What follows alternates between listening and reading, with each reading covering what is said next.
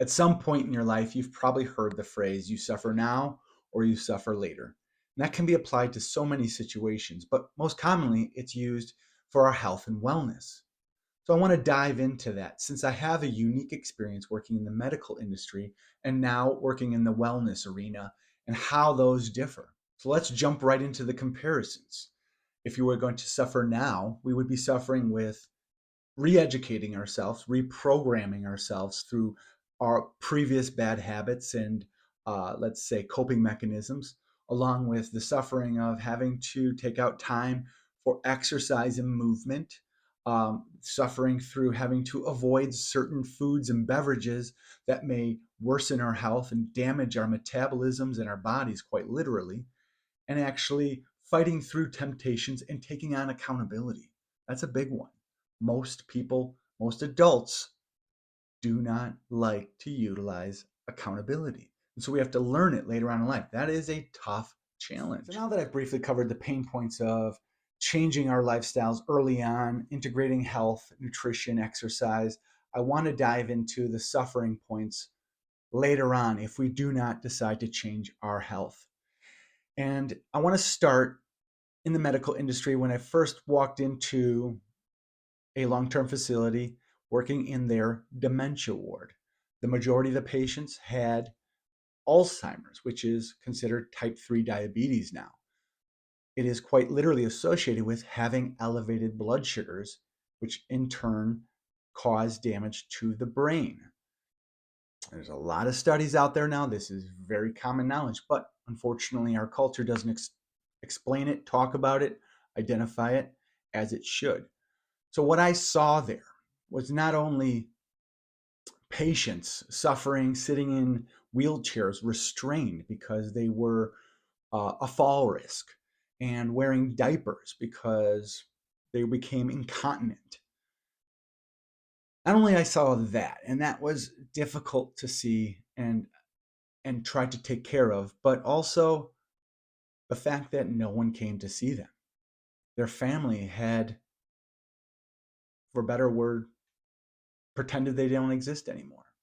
They don't come to visit. It was too hard for them to see their loved one not remember them and become confused and sometimes agitated when they persisted on asking questions and trying to jot their memory of who they were.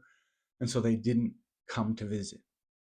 And so these sad souls sat in a long term facility in soiled diapers, tied down to wheelchairs, or worse off, with soft restraints in a bed for the rest of their life until they expired. This was hard to watch. This was definitely a difficult realization that this could be an option in my life. And why did it occur? Why did they become diagnosed with dementia? Why did they have Alzheimer's? At the time, I didn't understand. I wasn't this far along in my health and wellness journey to understand that it was simply due to heightened blood sugars. So I move on past the dementia ward, which was about 6 months of just watching people suffering slowly. And then I moved to a large metropolitan hospital and worked on their orthopedic floor. On this floor, I worked with patients with hip replacements, knee replacements, spinal fusions, and amputations. It was a med surge floor, so we also got some cardiac patients, isolation patients, but the majority was ortho. What I quickly realized in the 3.5 years on this floor was the 99% of the patients were obese. Now, that direct correlation was very obvious, not only for me, but obviously for the nurses who emphasized nutrition, exercise to these patients who were getting these procedures done due to wear and tear on their bodies.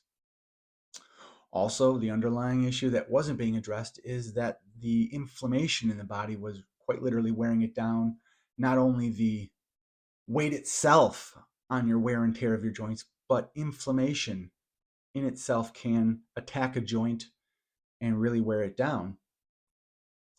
And then, of course, the amputations. I got to see countless amputees come through our floor. A few of them were repeat offenders. What happens, unfortunately, when you get diabetes is commonly you have poor circulation. At that point, you can get a small little nick on your toe from stubbing your toe on the corner of the bed or something, and that little wound will not heal. What happens is it becomes gangrenous. Eventually, you go to a doctor and they say, well, we got to take the toe off. So they cut the toe off. No big deal. It's just a little wobbly, but life doesn't change too much. Spend about a weekend in the hospital, you're out, bandaged up, ready to go. But just like that little wound didn't heal, now that amputated toe isn't going to heal either. So within 6 months, the patient is back, and now we got to cut half the foot off. And it continues to go on all the way up the leg. These large wounds don't heal. So eventually, you're an amputee who's not healing and is going to possibly die from this wound. Not a way to go. Worse off, the majority were diabetic. So they could have easily stopped the process by just simply pulling back on the sugars, working on sleep, a restrictive meal plan, and exercise. They didn't. Kept coming back. Worse off, I had a patient who came back for that toe and then the half foot. And in his room during recovery, he was eating a Hershey's chocolate bar. He was on a diabetic diet, so he shouldn't have had that. As I noticed, and I said, hey, you can't have that. This is what's causing that foot to be amputated. And he just didn't care, which, quite frankly, it's our choice of how we go. But we don't understand it's a slow, rotting, necrotic way to go. You're quite literally rotting away. And then there were the knee replacements. The knee replacements were mainly obese people who had to hobble around because, unfortunately, all that inflammation, all that extra weight on those joints wore them down to bone on bone. It's unfortunate, but it was a real eye-opener for me about the correlations to obesity and having to suffer later on in life. And of course, there were the hip replacements, because a lot of the times people with a knee injury or knee replacement compensate by swinging the hip, and then your cadence is off, causing wear and tear on your hip joint. In time, due to that incorrect cadence walking properly, and of course, the continued meal plan of high sugared foods, poor sleep, poor exercise, just a matter of time before something else wears down. And therefore, the hips are replaced. And then, of course, there's the back fusions. Many a times it's back fusions due to just being poorly watching all these people basically getting parts swapped out for artificial joints or fusing the back together, all due to just simply not taking care of their health, really jolted me. And I realized at this point I didn't want to work in the medical industry, just helping deal with symptoms and not looking at the root cause. These doctors should have, quite frankly, said, I'm not going to replace your knee till you drop 50 pounds. Most of these clients that came in, patients who came into the hospitals were 300 plus pounds, women and men. Dropping 50 pounds, pretty simple at that size. I know because I do that with clients every day. But they chose to just take the easy route because a knee replacement sounds easier than having to change your whole life. But they don't get to see the suffering, the pain of having to have some grown-ass man like me come in your room and help you pee, help you poop, because you can't do it on your own. This is a difficult situation that I wish upon nobody, but Unfortunately, they chose that path, either directly or indirectly. Now, while working on this uh, orthopedic floor, I became curious and asked, what, what do these procedures cost on average? And was shocked. Not only does the procedure itself cost a significant amount of money, a knee replacement going from 50 to 100,000, but the stay in the hospital per day in a one person bedroom was astronomical. Now, most of us have some pretty decent insurance that's going to cover the most of it, but we don't think about that time away from work, the time away from the things we love to do, our loved ones. And then, of course, spending that time in the hospital, having somebody else help you go to the bathroom, change your clothes. They have to give you a bed bath. I've, had to wash people's vaginas and genitals so often that I felt bad for them. But this is what's ahead of you if you're going to leave your health unchecked. Worse off, I never got to work in a cardiac unit, so I really didn't get to see the number one killer, which is heart disease. But we did have a few patients come in with cardiac monitors, going through AFib, that were just basically getting those early signs. And guess what? They were all overweight and had unhealthy lifestyles. No one was tip top shape coming in with AFib. No. But it can happen. And here's why. You simply need to focus on other aspects other than your nutrition and exercise. Sleep, big focus that people miss. So, yeah, I got to see a lot of the pain points of suffering later firsthand. I watched people slowly die by rotting to death.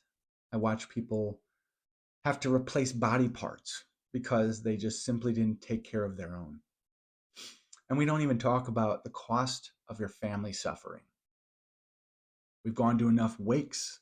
We should see that, hey, that loved one didn't take care of themselves and they had a heart attack early on. And guess what? Now their spouse and loved ones suffer alone without them.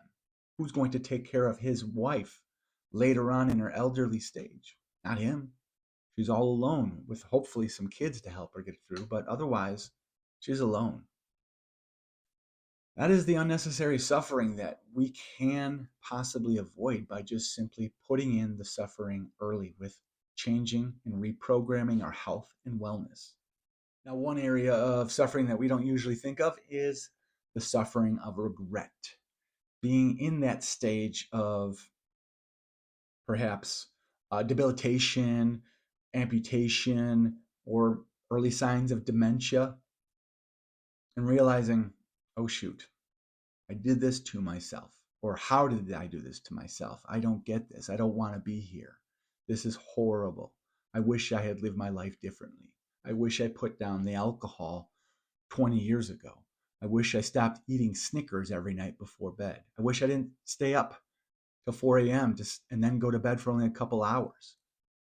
Those regrets don't have a price tag.